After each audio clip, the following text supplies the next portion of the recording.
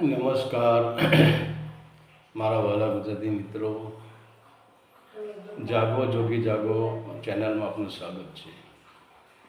તો આજે આપણે વાત કરીશું કે શું તમે પણ દેવી દેવતાની પૂજા કરો છો? તો દેવી દેવતા એ એક પહેલું પગથિયું છે. તો જેમ આપણે જોઈએ કે એક નાનું બાળક જ્યારે એ જન્મે ત્યારે એ ચાલતા શીખતું નથી, પણ જ્યારે એ ચાલતા શીખવા માટે એને પહેલાં એ બાળક પોતાના પેટથી લપસીને આગળ જાય છે. જેમ સાપ લપસીને આગળ જાય એવી રીતે એના પેટથી ચાલે છે. ત્યાંથી પછી આગળ જઈએ પછી એ બાળક ભાંખડીએ ચાલે છે, ઢીંચણથી ચાલે છે, હાથની કૂણીથી ચાલે છે. ને ત્યારે પછી એ બાળક થોડું મોટું થાય એટલે પછી પગલી ચાલે છે. અને ત્યાર પછી એ બાળકને પગલી ચાલ્યા પછી એને ઊભા થવા માટે કોઈકની આંગળીનો સહારો જોઈએ છે. તો ગમે તે માણસ એની આંગળી પકડે તો કોઈકની આંગળી પકડીને એ ચાલી શકે છે. અને ત્યાર પછી ધીરે ધીરે એ પોતાના પગ ઉપર ઊભો રહી શકે છે. પરંતુ એ તમે વિચાર કરો, એ બાળકને દોડતા બહુ વાર લાગે છે. પોતાના પગ ઉપર ઊભો રહી શકે છે, ઊભો પગલી ચાલી શકે છે, પણ દોડી શકતો નથી. તો દોડવા માટે બહુ સમયની જરૂર પડે છે, ત્યારે જ એ બાળક દોડી શકે છે.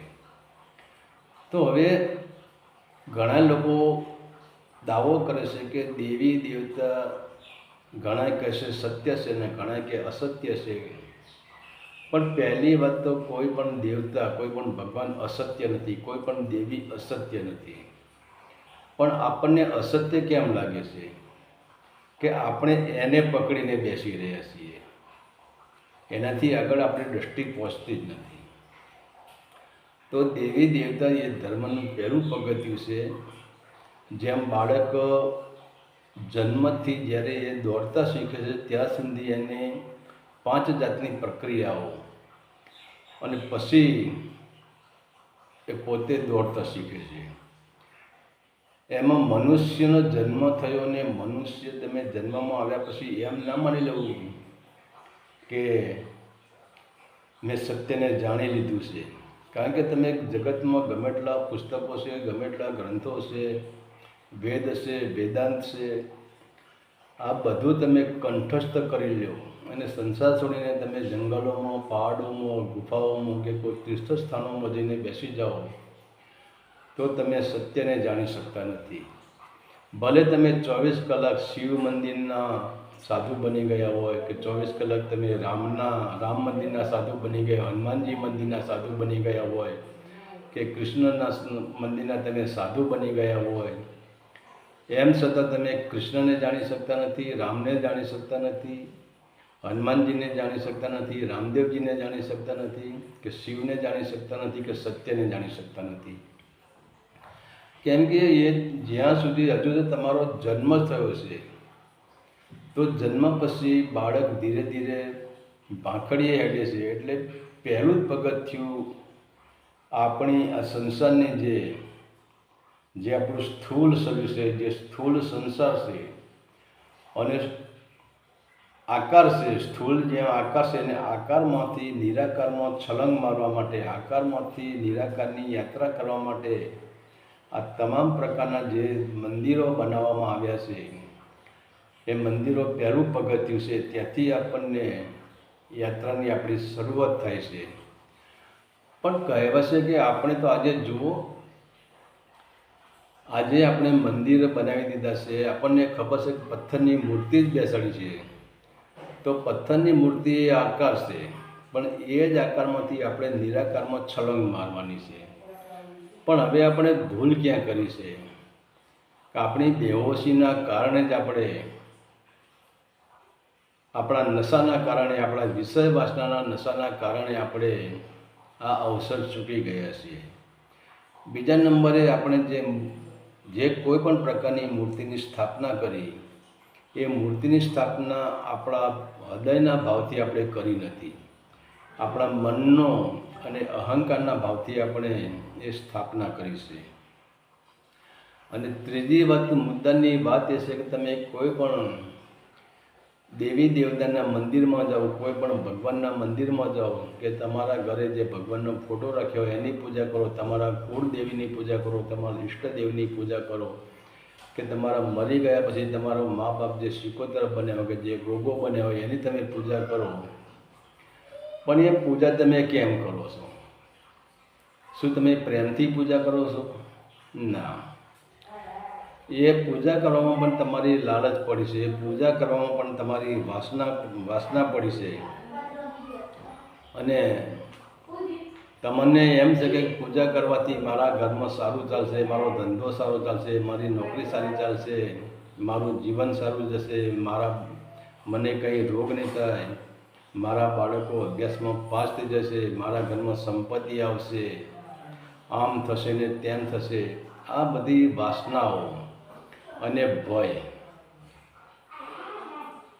ભયના કારણે જ આપણે કોઈ પણ દેવી દેવતાની જગ્યાએ જઈએ છીએ. ભલે પછી તમે ગમે તે યાત્રાએ જાઓ, પણ તમે યાત્રાએ જઈને તમે એક નક્કી કર્યું, તમારા મનને, તમારા હૃદયને કોઈ દિવસ પૂછ્યું? તમે ગમે તે યાત્રાએ જાઓ, ચાલે મહાકાળીએ જાઓ કે ચામુંડાએ જાઓ કે પછી હર્ષિદ ભવાની જાઓ કે બીજે ક્યાંય તમે જાઓ, પણ તમે જ્યાં જ્યાં યાત્રાએ જશો ને જેટલા તમે સ્થાનોમાં ફરશો ત્યાં તમે મસ્તક નમાવશો, તો મસ્તક નમાવશો એ સારી વાત છે, પણ તમે સાથે માગણી કરશો કે મારા ઉપર દયા કરજે, મારા ઉપર કૃપા કરજે. તમે માનતા માનીને આવશો, મારું આટલું આમ થઈ જશે, હું આમ કરીશ. તો તમે યાત્રા કરવા માટે જતા જ નથી. યાત્રા એટલે નિર્મળ હોવી જોઈએ. યાત્રા કોને કહેવાય તમને ખબર છે? યાત્રા નિર્મળ હોવી જોઈએ. યાત્રા એટલે કોઈ માગણી ના હોવી જોઈએ, અને યાત્રા એટલે પ્રેમ હોવો જોઈએ. પણ આપણે તો પ્રેમથી યાત્રા કરતા જ નથી, આપણે તો માગણી માટે જ યાત્રાએ નીકળ્યા છીએ. તો એ યાત્રા આપણી સફળ થતી નથી. અને બીજા નંબરે આપણે જે પણ પૂજા પ્રાર્થના કરીએ છીએ એ ભયના કારણે જ પૂજા કરીએ છીએ, અને એના કારણે આપણે ભયમુક્ત થઈ શકતા નથી. એના કારણે જીવનમાંથી આપણો ભય જતો નથી, જીવનમાંથી આપણું દુઃખ જતું નથી, જીવનમાંથી આપણી આદિ વ્યાધિને ઉપાધિ જતી જ નથી. તો કહેવાય છે કે એ યાત્રા આપણને ભયમુક્ત કરી શકતી નથી. તો જ્યારે તમે પૂજા કરો છો ત્યારે તમારી અંદર શું ભાવના હોય છે? આપણે દર્શન કરવાની વાત કરીએ, પણ તમે તમારા ઘરમાં સવારે જ્યોત પ્રગટાવો છો, પૂજા કરો છો, દીવા કરો છો, એની અગરબત્તી કરો છો, એના નામનો હવન તમે કરાવો છો, ત્યારે તમે શું આ બધી પ્રેમથી કરો છો? બિલકુલ નહીં. તમે ભયથી અને વાસનાથી જ આ બધું કરાવી રહ્યા છો. તો મનમાં વાસના ભરેલી હોય છે અને ભયથી જ પ્રભુની પૂજા થાય છે અને ભયથી જ પૂજા કરાય છે.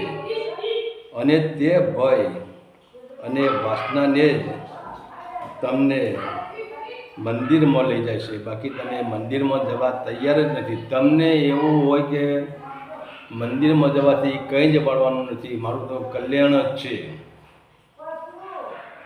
અને તમને જો ખબર હોય તો તમારું જીવનના જે દુઃખ આવતા તમે એ દુઃખનું તમે નિરાકરણ સ્વયં કરી શકતા હોય, એનો સામનો તમે સ્વયં કરી શકતા હોય, તો શું તમે મંદિરમાં જાઓ?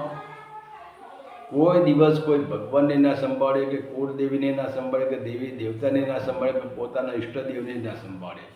કંઈ એનું ધાર્યું જ બધું થતું હોય તો પછી એને કેમ ભગવાનની જરૂર છે, કે કુળદેવીની જરૂર છે, કે ઈષ્ટદેવની જરૂર છે? આ તો આપણું ધાર્યું થતું નથી. અને આપણને ભય છે કે જો આ નહીં કરીએ તો આપણા ઘરમાં દુઃખ આવશે. એના કારણે જ આપણે આ બધું કરી રહ્યા છીએ, અને એટલે જ આપણે મંદિરમાં જઈએ છીએ. તો તમે જુઓ, જેમ આકાશમાં તમે જુઓ, રાત્રિના સમયે આકાશમાં કેટલા તારા આપણને દેખાય છે. તો હવે વિચાર કરો કે જેટલા તારા છે એ બધા 33 કોટી આપણે દેવી દેવતા માનીએ છીએ. તો 33 કરોડ જે કોટી દેવી દેવતા છે એવા 33 કરોડ તારા છે. હવે એ તારા તમે જુઓ રાત્રે અંધકારમાં જ આપણને દેખાય છે, પણ જ્યારે સવારે સૂર્યાસ્ત થાય છે અને સૂર્યના પ્રકાશ ધરતી પર ફેલાય છે, સૂર્યનો પ્રકાશ આકાશમાં ફેલાય છે, ત્યારે તમને એક પણ તારો જોવા મળતો નથી. તો તારા તો ક્યાં ગયા? તારા તો હોય છે જ, તારો દેખાતો કેમ નથી? તો એનો મતલબ એક જ છે કે રાત્રે એટલે રાત્રિનો સમય એટલે અંધકાર, રાત્રિનો સમય એટલે અજ્ઞાનતા, રાત્રિનો સમય એટલે બેહોશી. હવે જ્યાં સુધી તમારી અંદર બેહોશી પડી હશે, જ્યાં સુધી તમારી અંદર અંધકાર ભરેલો હશે, જ્યાં સુધી તમારી અંદર ભય ભરેલો હશે, જ્યાં સુધી તમારી અંદર ડર ભરેલો હશે અને જ્યાં સુધી તમારી અંદર વાસનાઓ ભરેલી હશે, ત્યાં સુધી તમને આ 33 કોટી દેવ તમને અલગ અલગ દેખાવાના અને અલગ અલગ જગ્યાએ તમે માગણી કરવાના. તમે મૂળ સ્ત્રોત શું છે એને તમે નહીં પકડી શકો. પણ જ્યારે હવે 33 કોટી દેવ તમે જુઓ, જ્યારે સૂર્ય ઉગે છે ત્યારે તારા ક્યાં જાય છે? એમ એક જ સૂર્ય, જેમ આપણે જોઈએ કે એક ઝાડને પોષણ આપવાવાળું એક મૂળ જ છે અને એ પણ ધોરી મૂળ. એ ધોરી મૂળના લીધે ઝાડનું જે બીજા ઉપરના મૂળ છે એ પણ એને પોષણ મળે છે. ત્યાંથી પોષણ થડમાં જાય છે, ત્યાંથી પોષણ એના ડાળામાં જાય છે, એની શાખાઓમાં જાય છે, એના પાંખડામાં જાય છે અને એ ત્યાંથી પોષણ એના પત્તાઓને મળે છે અને એ જ પોષણના કારણે એ ઝાડને મોસમ આવે છે, એ ઝાડને ફૂલ લાગે છે અને એ જ ઝાડ આપણને ફળ આપી દે છે. તો હવે વિચાર કરો કે ઝાડને પોષણ ક્યાંથી મળે છે? તો પૂરું અસ્તિત્વ, પૂરું બ્રહ્માંડ એ બ્રહ્મરૂપી ઝાડ છે, એ પરમાત્મા રૂપી ઝાડ છે અને એ ઝાડની જે મુખ્ય શાખાઓ છે, 3 શાખા, જે મુખ્ય એક જ થડ છે જેને આપણે અષ્ટાંગી દેવી કહીએ છીએ, જગત જોગ માયા કહીએ છીએ, જગત જોગ જનની કહીએ છીએ. અને એટલે સંતો કહે છે કે હેજી ગુરુજી શક્તિએ કર્યો સમાગમ, 3 પુરુષ પ્રગટ કીધા રે. તો હવે એકમાંથી 3 પુરુષ એટલે જેને આપણે ત્રિશૂળ જોઈએ છીએ એમ એકમાંથી 3 થયા અને 3માં 3 ગુણ ઉત્પન્ન થયા. એમાંથી સંપૂર્ણ સૃષ્ટિનું આ રચના થઈ. પણ કહેવાનો મતલબ આ દરેકને પોષણ કોણ ક્યાંથી મળે છે? એક મૂળમાંથી જ મળે છે, એક બ્રહ્માથી જ મળે છે, એક પરમાત્મામાંથી મળે છે કે જે સ્વયં એક જ છે. તો એમ 33 કોટી દેવતાને પણ પોષણ તો એક જ જગ્યાએથી મળે છે. પણ કહેવાનો મતલબ આપણે હવે પથ્થરને પકડીને બેસી રહીએ, મંદિરને પકડીને બેસી રહીએ તો ત્યાંથી આપણે પ્રગતિ કરી શકવાના નથી. બીજા નંબરે કે જેમ સવાલ, હવે આપણે જોઈએ કે સવાલ પથ્થરનો નથી, સવાલ મૂર્તિનો નથી, પણ સવાલ આપણા મનનો છે. સવાલ આપણા મનમાં તમે જુઓ, આપણે કહીએ કે ભાઈ અણુ અણુમાં પરમાત્મા છે, તો પછી અણુ અણુમાં પથ્થર આવી ગયો, તો શું પથ્થરમાં પરમાત્મા ના હોવો જોઈએ? છે. પણ જો તમને જોતા આવડે તો છે. મીરાને જોતા આવડ્યો, નરસિંહને જોતા આવડ્યો, પીપા ભગતને જોતા આવડ્યો, જે ડાકોરના જે રાજપૂત હતા બોડાણા ભગત એને જોતા આવડ્યો, ધના ભગતને જોતા આવડ્યો. આવા ઘણા સંતો થઈ ગયા જેને પથ્થરમાં મીરાબાઈને જોતા આવડ્યો, દ્રૌપદીને જોતા આવડ્યો, પણ આપણને જોતા આવડતો નથી એટલે આપણે એને પથ્થર માનીએ છીએ. તો એ તમારા પથ્થરનો ભેદ નથી, તમારા મનનો ભેદ છે કે તમારી મનની અંદર જો વિષય વાસનાઓ ભરી છે, તમારી મનની અંદર માગણીઓ ભરી છે, તમારા મનની અંદર લાલચ ભરી છે, તમારા મનની અંદર લોભ ભર્યો છે, તમારા મનની અંદર ભય અને ડર ભર્યો છે, તો તમે જીવનમાં ભલે તમે 7 વર્ષની ઉંમરથી લઈને 80-90 વર્ષની ઉંમર સુધી તમે એ પથ્થરની પૂજા કરો તો પથ્થર તમને કંઈ પ્રમાણ આપવાનું નથી.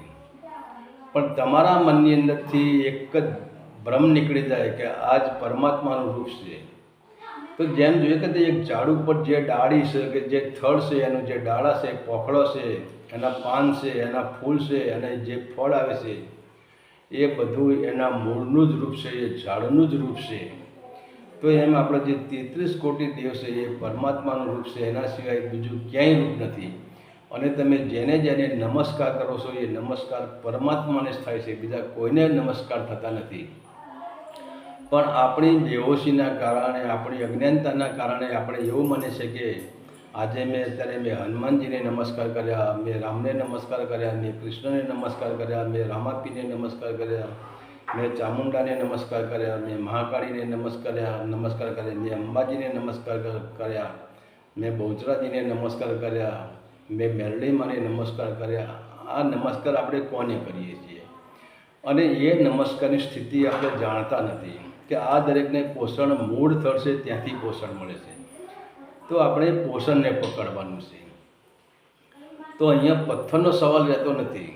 અહીંયા તમારો હૃદયનો ભાવ અને તમારા મનની અંદર, જો તમારા મનની અંદર વિષય વાસનાની લહેરો ન હોય તો એ પથ્થરથી તમને, પથ્થર એટલે કે આકારમાંથી તમને નિરાકારનો રસ્તો મળી જશે અને પથ્થરમાંથી નિરાકારમાં તમે છલાંગ મારી શકો છો.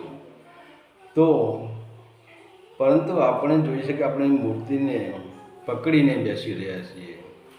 તમે જુઓ, આપણે અહીંથી યાત્રાએ જવું હોય, માનો કે આપણે અહીંથી દ્વારકા જવું છે અને દ્વારકા જતા રસ્તામાં એક પથ્થર આવે છે, કિલોમીટરનો પથ્થર લગાવેલો આવે છે અને ત્યાં એક એરો મારેલો આવે છે અને ત્યાં પથ્થર ઉપર લખેલું હશે કે દ્વારકા 60 કિલોમીટર.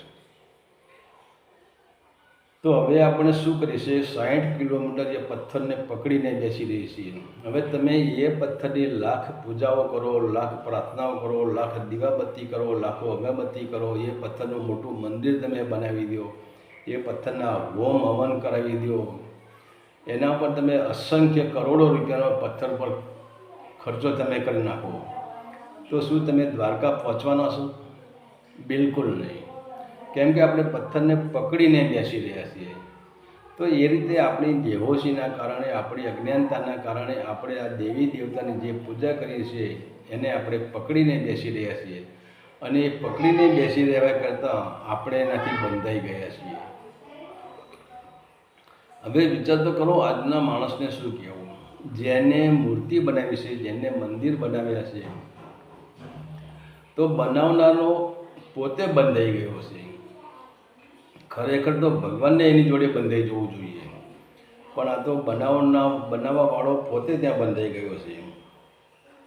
તો આપણે આગળ જોઈએ કે સમસ્યા દેવી દેવતામાં નથી, અને સમસ્યા આપણી મનની અંદર જ ભરેલી છે. કેમ કે આપણી મનની અજ્ઞાનતા, આપણી મનની વિષય વાસનાઓ એ લહેરો સમાન છે. અને એ લહેરો એટલે એ લહેરોના કારણે આપણે આગળ યાત્રા કરી શકતા નથી અને એ લહેરોમાં જ આપણે અટવાઈ ગયા છીએ. અને એ લહેરોના કારણે જ આપણે આકારમાંથી નિરાકારમાં છલાંગ લગાવી શકતા નથી. બીજું નંબર કે મંદિર એ મંજિલ નથી. તમે કોઈ પણ મંદિરને જો મંજિલ માનતા હોય તો એ તમારો ભ્રમ છે. કે મંજિલ તો ક્યારે આવે છે? કે જેમ જન્મ અને મૃત્યુ વચ્ચે જે ચાલે છે એને આપણે યાત્રા કહીએ છીએ.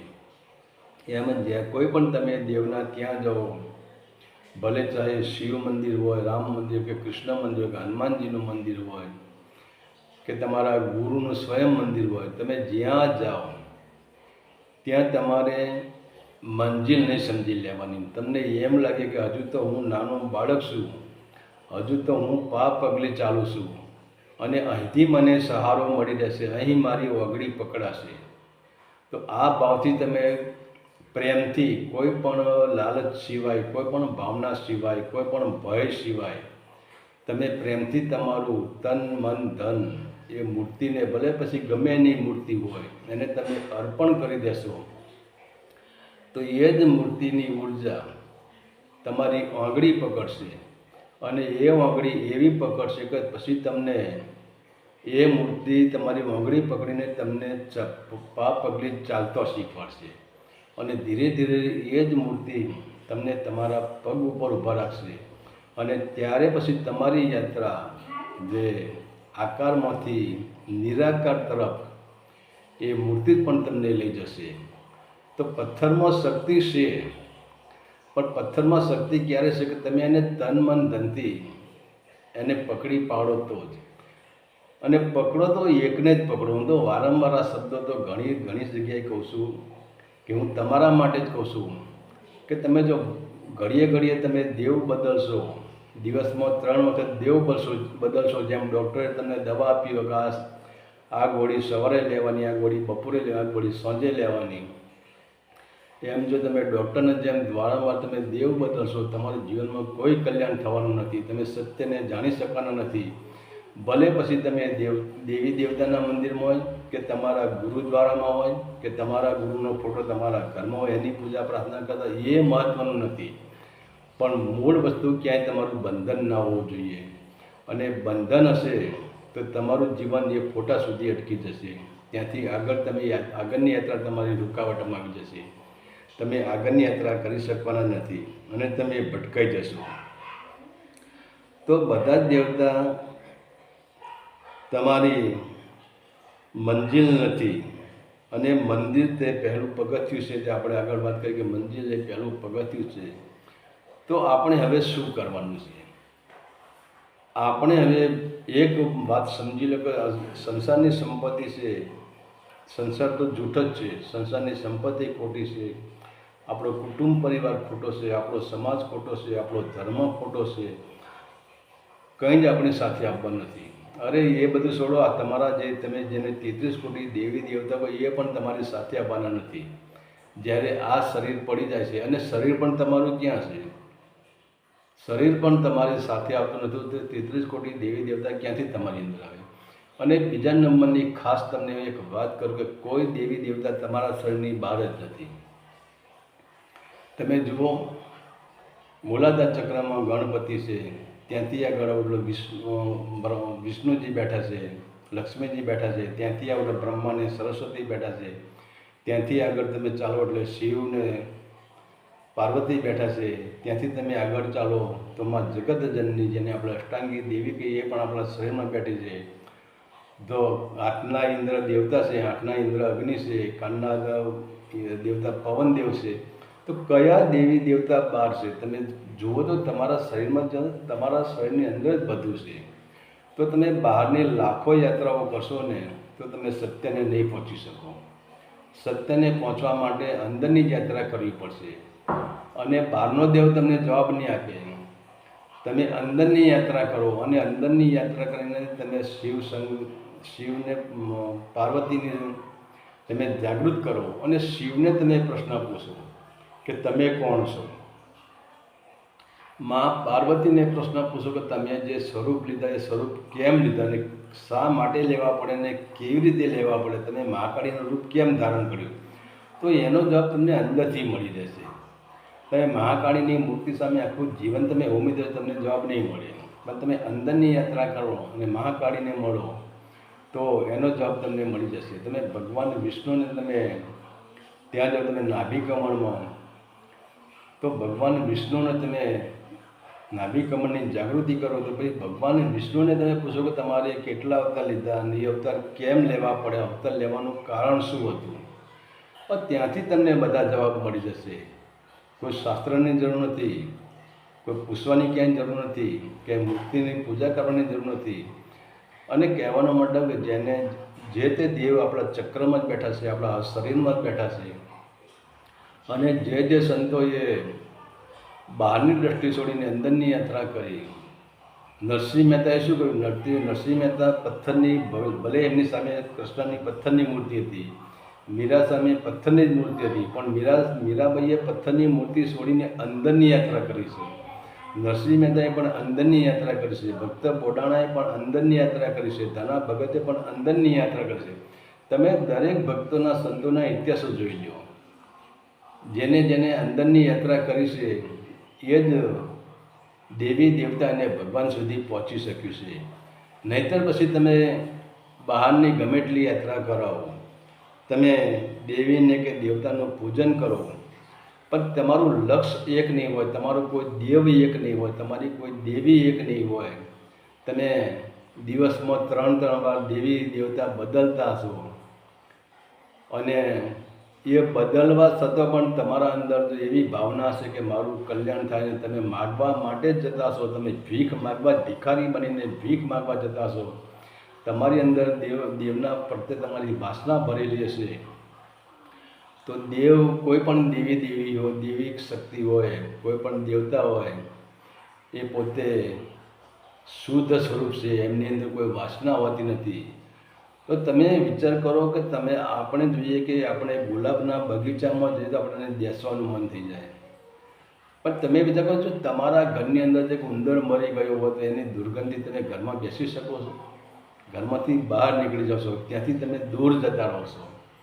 તો એ ઉંદર મરી ગયો, એની દુર્ગંધ, એ જ વાસના, અને એ જ વાસનાના કારણે આજે તમે કેટલા બધા પ્રયત્ન કરો છો. તો કોને દેવી શક્તિ પ્રસન્ન થઈ? કોને દેવ પ્રસન્ન થયા? કોને ભગવાન પ્રસન્ન થયા? હા, ઘણા લોકોને થયા છે, નથી થાય એવું નથી, પણ જેના અંદર શુદ્ધ ભક્તિ છે, જેના અંદર શુદ્ધ ભાવના છે, જેના અંદર શુદ્ધ પ્રેમ છે, અને જે માગણી માટે નહીં, ફક્ત પ્રેમ માટે જે ભગવાનની ભક્તિ કરે છે, એની પાસે આજે 100% ચોક્કસ એનું પ્રમાણ મળી રહે છે. હરિ ઓમ તત્સત. આદેશના પ્રણામ.